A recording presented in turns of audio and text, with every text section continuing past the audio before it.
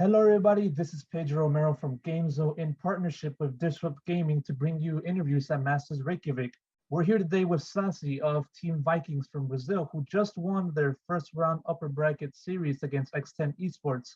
Sacy, how you doing? Doing good. Doing good. Like it was hard, so I'm a little tired, I guess. But I'm fine. I'm fine. I'm happy. Yeah, your teams played two lengthy games, which felt like a three-game series, like that it went the whole distance. Yeah.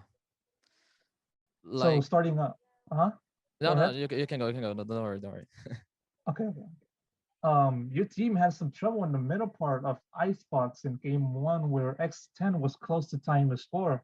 Yeah. What helped you take the win? They had a kind of a execute that was a bit hard for us. We couldn't hold it, so they were like free to pass and always get planted spike. But it was really hard for us because we didn't see that in Brazil. So people there doesn't play like this, and they have a little bit of like a slow game. So the thing that they did on Icebox, it kept going on Iceland as well. So yeah, it was really hard. But thanks to the last round that they tried to split B, we were prepared for it. We have seen them doing that on the region. So yeah, we kind of read them on the time, and we got the win. Speaking of Ascent, you played X10 there, a match in which they were 20-1 since their formation heading into Iceland. What was the team's mentality heading into that map for game two? We knew it would be hard, but when we saw that they went with a no duelist comp, it was a little bit weird, to be honest. That guy, I don't remember his name right now, Patfan, I think. Yeah, Mhm. he is really good with Jet, and we were like getting cautious about his operator, but he played Sage, so we thought it was going to be a little bit more easy, but he didn't. He played like Sage, and it was really hard because he was really aggressive with Sage. He kept kind of like putting wall in mid and going up and like doing crazy stuff. But we did manage to get a first half that was decent. We got 6-6, I think. And when we go to defend, we were kind of closing out the game, but they started to play really, really slow, and we kind of got into their game. That was a mistake from us, and it got to overtime.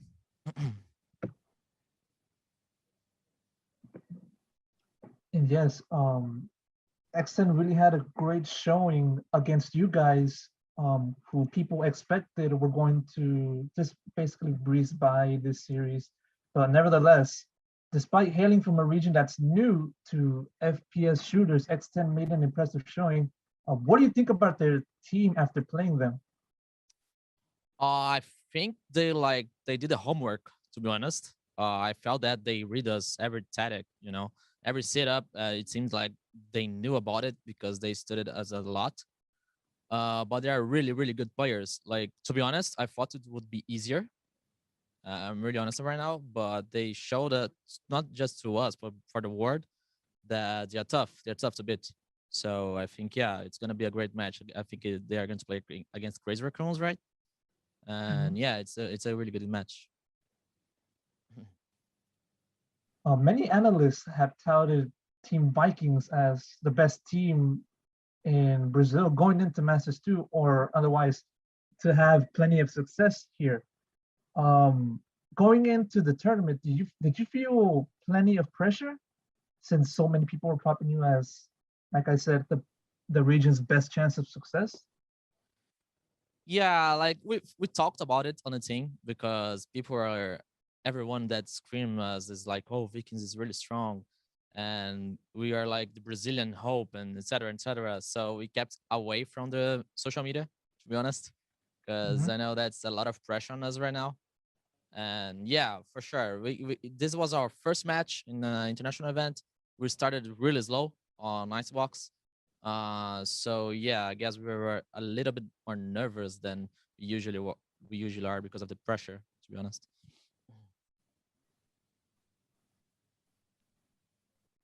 In addition to Sharks, what do you think of Brazil's performance so far in Masters 2?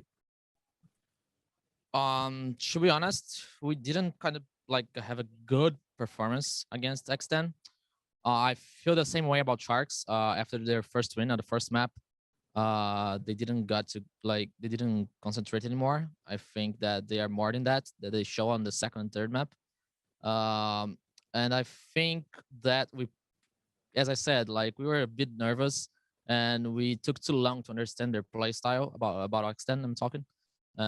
So yeah, I think that we didn't really show up yet on the tournament, but I hope that the next match will be fine for us. Moving into what your career has been so far, everyone has covered your history in League of Legends as a former player, but you didn't garner much success there. What is it like to go from that position to here where you're genuinely representing Brazil in one of esports' highly anticipated events? Yeah, I mean, in League of Legends, I had one on CBLOL, right, on Mhm. 2017, but I didn't get the chance to play on MSI that we qualified in like it was on Brazil, the MSI. But that time, Riot only had like a rule that it was only 6 men on roster, and we had 7, so I was off, and that was really sad, and I couldn't get an opportunity to play again. Like, so coming to Valorant, it has been great for me. You know, my passion for FPS is since I'm a kid, and now I'm playing another game that I trust, like the company that's Riot, and I'm comfortable here. So yeah, it's been good. And to be fair, like it had a global launch. You know, like League of Legends. I think after 3 years since the release, it got in Brazil, so we were always late on the meta. To be honest, we are kind of one of the worst regions in League of Legends, and I'm working that Valorant's Brazil scene doesn't become into that.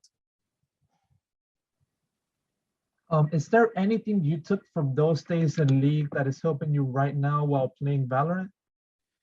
Yeah, for sure. I've played with great professional players. Yoda, BRTT, Revolt, that was really good.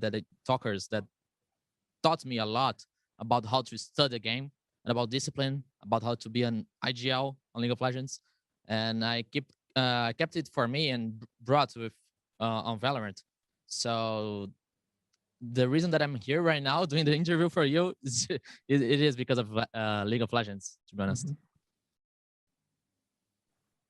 Um, you've been very active on social media about your current stay in Iceland. Not only do you tweet about like reaching immortal, you even reunited with your former teammate Winged, which was in Yeah. PSG Talent, Mhm. who was also your teammate in one of your teams back in Brazil. Mhm. What other fond memories moments have you had while in Iceland? I mean, we didn't leave too much, but when I saw Winged, I was like, holy, like, what are you doing here? Because we played together on Red Canids. We lost to the same finals against Kid Stars. It was 3-2. It was a tough series. But yeah, it was really good to see him. Like, you know, like what are the odds? It was kind of strange, you know. But yeah, in Iceland, to be honest, we are really focused on the tournament. We are not living that much.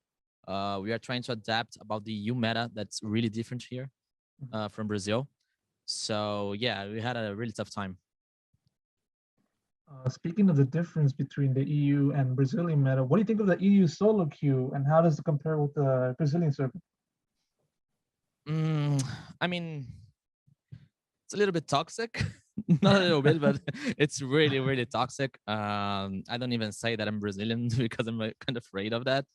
I think it because I had experience from League of Legends, right? I did a boot camp of Sweden, and it wasn't that great when people knew that I was Brazilian. So I get a lot of toxic comments.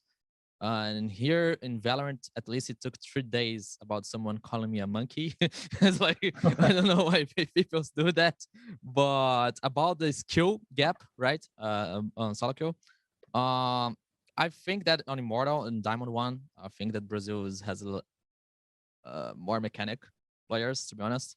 But I did Radiant right now, but I didn't play because we are playing the tournament right now. So I stopped a little bit because the ping is too high. I don't want to get used to it because in LAN we play like with one ping. But yeah, I didn't enjoy that much on youth solo queue, to be honest. um, of the players slash teams that you faced in scrims, which one stood out to you as the most impressive? Oh my god. Wait, I need to think a little. We played a lot of teams. Okay. First off, Sined from Iceland. He Mhm. was really a monster. It's really hard to play against him. We've played against Sentinels as well, like Tens. And to be honest, Sentinels, the best player for me is Dapper. I don't think I don't know how to pronounce his name. Dapper. I don't know. Dapper. Yeah, Dapper. Yeah. Yeah. He's a beast, to be honest. Like, he's really good. He's really, really good. He's the guy that most impressed me on screen. Mm. Oh no, of course, screen. That's for scrims, but we'll see later on if you guys do face them in the tournament. That about wraps up all of my questions for today. Thank you so much, Sacy, Thank you. for doing the interview. Do you have any last words? I mean, yeah, just like keep rooting for us, like Brazilian fans, and about the other regions. I think that we need to show you more on games that you guys can really see that Brazil has a big potential on the scene. All right. Thank you so much, Sacy, for the interview. For all the links of Disrupt and Game Zone, look at the description down below, and we'll see you later. Yeah. All right. Thank you, Sacy. Thank you. Thank you, guys. All right. All right. Bye. Good luck. Thank you.